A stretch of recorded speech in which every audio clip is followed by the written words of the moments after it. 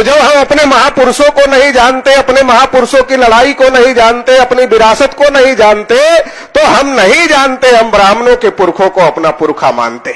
क्योंकि हमें पढ़ने का अधिकार मिला, मगर हमें क्या पढ़ना है ये जो तय करने का अधिकार है, ये अधिकार आज भी हमारे पास में नहीं है, ये ब्राह्मणों के पास में है। तो ब्राह्मणों ने जो पिछड़े वर्ग के पुरखों ने जो आंदोलन चलाया उसे दलित आंदोलन कहा। ज्योतिबा फूले दलित नहीं थे, ओबीसी थे। छत्रपति साहू महाराज दलित नहीं थे, ओबीसी थे। पेरियार रामानुस्वामी नायकर ओबीसी थे। पेरियार ललई सिंह यादव ओबीसी थे। डॉक्टर रामस्वरूप वर्मा ओबीसी थे। बाबू जगदेव प्रसाद कुशवाहा ओबीसी थे। ऐसे बहुत सारे महापुरुष हुए जिन्होंने इस व्यवस्था को उखाड़ फेंकने के लिए लड़ाई लड़ा। वो बहुत सारे ओबीसी में पैदा हुए, मगर ब्राह्मणों ने षड्यंत्र के तहत कहा ये दलित लोग थे और उनके साहित्य को दलित साहित्य कहा। पिछड़े वर्ग के लोगों ने पढ़ा ही नहीं, और जब पढ़ा ही नहीं तो दोस्त और दुश्मन की पहचान नहीं हुई, और जब दोस्त और दुश्मन की पहचान नहीं हुई तो जो दोस्त था उसे दुश्मन समझ बैठे, और जो दुश्मन था उसे दोस्त समझ बैठे। तो इसका परिणाम क्या हुआ? इसका परिणाम यह हुआ कि आज की तारीख में देश में जानवरों की गिनती होती है, कुत्ते बिल्ली की गिनती होती। अभी भारत सरकार का फिर आदेश आया कि जानवरों की गिनती होने वाली है। देश में कुत्तों की गिनती होती है, मगर ओबीसी की गिनती नहीं होती।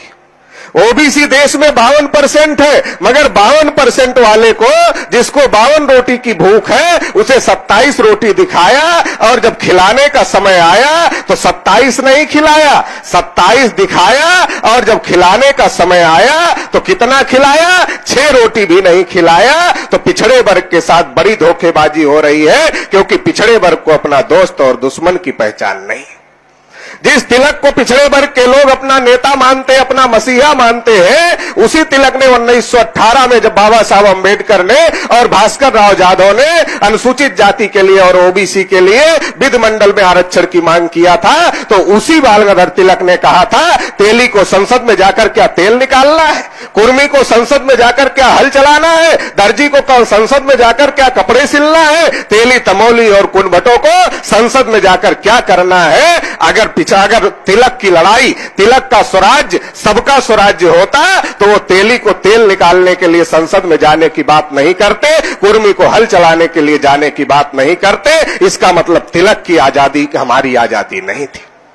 गांधी जी कांग्रेस के नेता थे। गांधी जी ने पिछड़े वर्ग के लोगों को बाबा साहब अम्बेडकर के विरोध में भड़काया और कहा अम्बेडकर तो जाति की लड़ाई लड़ रहे हैं, हम देश की लड़ाई लड़ रहे हैं, हमारे साथ आ जाओ। पिछड़े वर्ग के लोग गांधी के साथ चले गए, मगर गोलमेज सम्मेलन में जब सब अपने हक अधिकार की बात कर रहे थे, गांधी जी ने पिछड़े वर्ग का एक भी मुद्दा गोलमेज सम्मेलन में नहीं उठाया।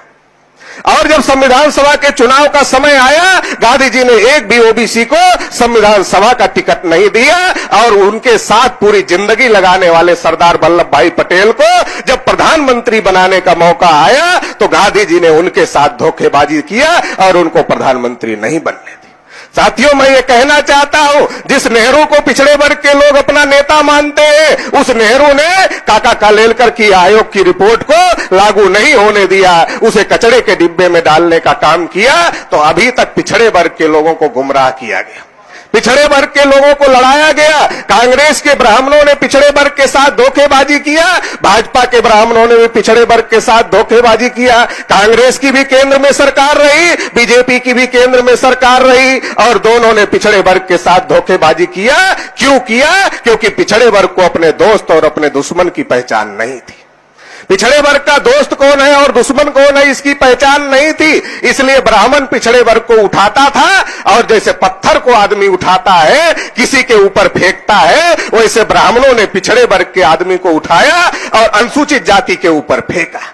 पिछड़े वर्ग को उठाया, अनुसूचित जाति के ऊपर फेंका, लड़ाई हो गई अनुसूचित जाति और पिछड़े वर्ग में, ब्राह्मण तमाशा देख रहा है। फिर पिछड़े वर्ग के आदमी को उठाया, मुसलमानों के ऊपर फेंका, लड़ाई हो गई मुसलमान और पिछड़े वर्ग में, ब्राह्मण तमाशा देख रहा है। तो बहुत दिन तक हम लोग पत्थर बने रहे ब्राह्मणों के हाथ का, वो हमको फेंकते रहे और हम तमाशा देखते रहे। इस देश में पिछड़े वर्ग का कोई नेता नहीं है जो पिछड़े वर्ग को उनका सही इतिहास बताकर जागृत करने का काम करता हो। इस देश में एक अकेले माननीय वामन मेश्राम साहब है जो दिन प्रतिदिन डेली और डेली पिछड़े वर्ग को जागृत करने का काम करते हैं, पिछड़े वर्ग को जगाने का काम करते हैं। और माननीय वामन मेश्राम साहब की मेहनत की वजह से आज ये बात सबके सामने आ गई है। ब्राह्मणों ने 2 बार शेड्यूल कास्ट के विरोध में बंद का आह्वान किया, एक भी पिछड़े वर्ग का आदमी उनके पास में नहीं, एक भी पिछड़े वर्ग का आदमी उनके पास में नहीं गया। पिछड़ा वर्ग जागृत हो गया। जब कासगंज में मुसलमानों के खिलाफ दंगे करने की कोशिश हुई तो ब्राह्मण लोग गए ओबीसी के पास में और कहा चलो मुसलमानों से लड़ना है। तो ओबीसी के लोगों ने कहा अच्छा, मुसलमानों से लड़ने के लिए हम लायक हैं, और जब हम अपने आरक्षण की बात करते हैं, अपनी नौकरी की बात करते हैं तो हम नालायक हैं, हम तुम्हारे साथ आने वाले नहीं हैं। तो पिछड़े वर्ग को अभी उसका दोस्त कौन है और उसका दुश्मन कौन है इसकी पहचान हो गई है, और ये पहचान माननीय वामन मेश्राम साहब करा रहे हैं। इसलिए ब्राह्मणों को अभी मिर्ची लगी हुई है और जगह जगह ब्राह्मण प्रदर्शन कर रहे हैं। अभी गुजरात में मेश्राम साहब की बुद्धि शुद्धि यज्ञ कर रहे हैं ब्राह्मण। तो मैं ब्राह्मणों को यह कहना चाहता हूं, मेश्राम साहब की बुद्धि तो हमेशा से शुद्ध रही है, तुम अपनी बुद्धि की शुद्धि करो। नहीं तो ये जो 4 भाई हैं, एससी एसटी ओबीसी और माइनॉरिटी, ये 4 भाई चारों तरफ से खड़े हो गए तो भागने के लिए जगह नहीं मिलेगी। इस बात को ध्यान में रखकर ब्राह्मण अपने बुद्धि की शुद्धि करे। आखिरी बात कहकर अपनी बात समाप्त करता हूं कि ब्राह्मणों का अगर निजाम इस देश पर कायम है वो 3.5% है। उसका कारण ये है वो हमको आपस में लड़ाने का काम करते हैं। वो यादव के घर में जाते हैं तो पटेल के विरोध में भड़काते हैं, और जब पटेल के घर में जाते हैं तो यादव के विरोध में भड़काते हैं। वही ब्राह्मण जब लोधी के घर जाता है तो यादव पटेल दोनों के विरोध में भड़काता है। वही ब्राह्मण जब कुशवाहा जी के यहां जाता है तो यादव पटेल लोधी तीनों के विरोध में भड़काता है। और वही ब्राह्मण जब जाटो जी के घर पे चला जाता है तो जाटो जी को कहता है जाटो जी अब तो जमाना बदल गया है, और जब जमाना बदल गया है तो हम ब्राह्मण भी बदल गए हैं। तो जाटो जी पूछते पंडित जी क्या हुआ, कैसे बदल गए आप? तो पंडित कहता है देखो हम ब्राह्मण हैं और तुम जाटो हो, हम तुम्हारे घर में आते हैं, तुम्हारे गिलास में पानी पीते हैं, तुम्हारे थाली में खाना खाते हैं, और जब तुम कभी हमारे घर पे आते हो तुम्हें भी अपने बर्तन में खिलाते हैं, अपने गिलास में पानी पिलाते हैं। इतना ही नहीं, अगर तुम्हारे में कोई बड़ा अधिकारी हो जाए, आईएएस हो जाए, पीसीएस हो जाए, बड़ा नेता हो जाए, बड़ा अभिनेता हो जाए, तो हम ब्राह्मण लोग अपनी बहन बेटियों की शादियां भी तुम जाटो लोगों के साथ में लगा देते हैं, क्योंकि जमाना बदल गया और हम ब्राह्मण भी बदल गए जमाने के साथ में। लेकिन ये पिछड़े वर्ग के लोगों को देख रहे हो, ये तो तुम्हारा छुआ भी नहीं खाते। ब्राह्मण ये नहीं बताता कि जाटों को अछूत यादव ने नहीं बनाया, पटेल ने नहीं बनाया, लोधी ने नहीं बनाया, ब्राह्मणों ने बनाया।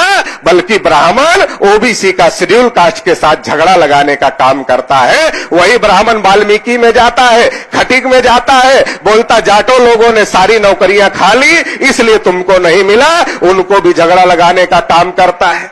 और एक जगह अगर सारे लोग मिल जाए, यादव भी मिल जाए, पटेल भी मिल जाए, लोधी भी मिल जाए, कुशवाहा भी मिल जाए, जाटो भी मिल जाए, खटीक भी मिल जाए, वाल्मीकि भी मिल जाए, ब्राह्मण सोचता अभी इनको भड़काना संभव नहीं है। तो भड़काना संभव नहीं तो क्या करता है, कहता तुम लोगों को कुछ दिखाई पड़ रहा है कि नहीं दिखाई पड़ रहा है? हमारा आदमी कहता हमें तो नहीं दिखाई पड़ रहा है। अच्छा नहीं दिखाई पड़ रहा है? एक एक मुसलमान 14-14 बच्चे पैदा कर रहे हैं, क्या ये भी नहीं दिखाई पड़ रहा है? तो हमारा आदमी पूछता पंडित जी क्या ये सही बात है? पंडित कहता ये 200% सही बात है, और वो दिन दूर नहीं है जब इस देश पर मुसलमानों का कब्जा हो जाएगा और तुम सारे हिंदू मुसलमानों के गुलाम बना लिए जाओगे। ऐसा कह के ब्राह्मण एससी का, एसटी का, ओबीसी का समर्थन लेता है, हिंदू के नाम पर समर्थन लेता है और राजा बन जाता है। इस षड्यंत्र को हम लोगों को समझना होगा। और इस देश में किसी का हिस्सा किसी ने नहीं खाया, क्योंकि एससी का कोटा पूरा नहीं हुआ, एसटी का कोटा पूरा नहीं हुआ, माइनॉरिटी को जो 33% नौकरियों में थे गुलाम भारत में, उनकी स्थिति आज अनुसूचित जाति जनजाति से भी बदतर है। क्षत्रियों का को संख्या के अनुपात में नहीं मिला, वैश्यों को भी संख्या के अनुपात में नहीं मिला, तो किसी का हिस्सा किसी ने नहीं खाया। बल्कि इस देश की विधायिका पर, इस देश की कार्यपालिका पर, इस देश की न्यायपालिका पर, इस देश के मीडिया पर, सभी तंत्रों पर ब्राह्मणों का कब्जा है, दूसरे किसी को नहीं मिला। इसलिए सबका हिस्सा अगर किसी ने खाया तो ब्राह्मणों ने खाया। आज तक हमने सुना सबका मालिक एक है, मगर हमें यह भी ढूंढना होगा, अगर हम सबके हालात खस्ता है तो सबका दुश्मन भी एक होगा, और वो दुश्मन एक है, वो है ब्राह्मण। ब्राह्मणों ने इस देश में नाइंसाफी का निजाम कायम किया हुआ है, और जो नाइंसाफी का निजाम ब्राह्मणों ने कायम किया हुआ है उसे अलग अलग SC ST OBC माइनॉरिटी के लोग लड़कर अलग अलग लड़ेंगे, पीटे जाएंगे, अलग अलग लड़के इस ब्राह्मणों के नाइंसाफी के निजाम को खत्म नहीं किया जा सकता। अगर इसे खत्म करना है तो चारों भाइयों को मिलना होगा, SC ST OBC और माइनॉरिटी, इन चारों भाइयों को मिलना होगा और मिलकर इस जंग को लड़नी होगी। और जो ब्राह्मणों का नाइंसाफी का निजाम है इस निजाम को ध्वस्त करना होगा, और जिसकी जितनी संख्या भारी उसकी उतनी हिस्सेदारी, ये इंसाफ कायम करना होगा। और ये इंसाफ कायम करने के लिए आप लोग साथ सहयोग करेंगे, ऐसी उम्मीद के साथ आप लोगों ने मुझे सुना, इसके लिए धन्यवाद, आभार, जय मूल्यास।